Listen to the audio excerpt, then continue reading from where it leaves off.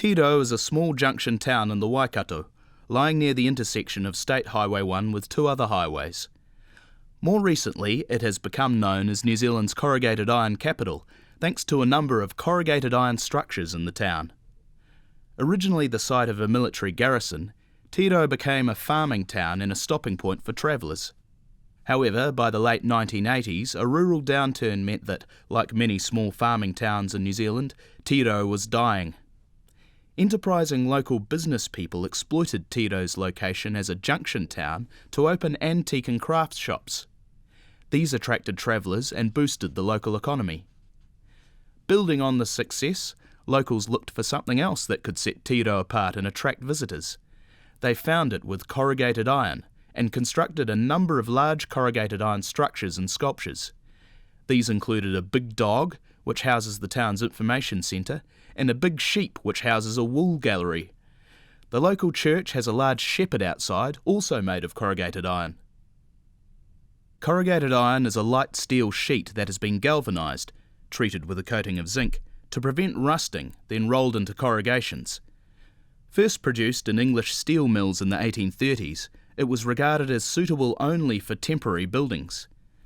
In the New Zealand goldfields of the 19th century, there was a need for speedy construction.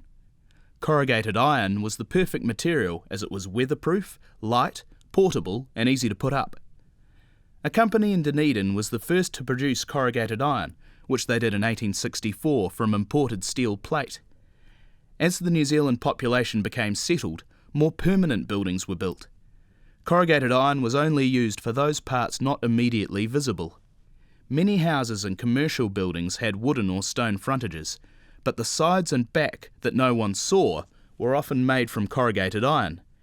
Such a style was described as Queen Anne in the front and a meat safe at the back. Corrugated iron was widely used in rural areas. Farmers could readily build a frame for a shed or hay barn themselves and then clad it with corrugated iron. Because the sheets of iron had to be purchased and then transported to the farm, they were often reused once a temporary building was abandoned. From the early 20th century, corrugated iron was mainly used as a roofing material, often painted red or green. Many immigrants recorded their surprise at seeing the colourful iron roofs when they first arrived in New Zealand.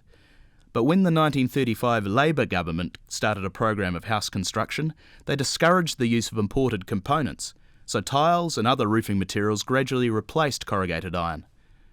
However, in the 1970s, New Zealand Steel started to produce a variety of corrugated products that have been widely used for roofing. And in the 1990s, these reappeared as a cladding material, as part of a local architectural style based on functionalism and nostalgia.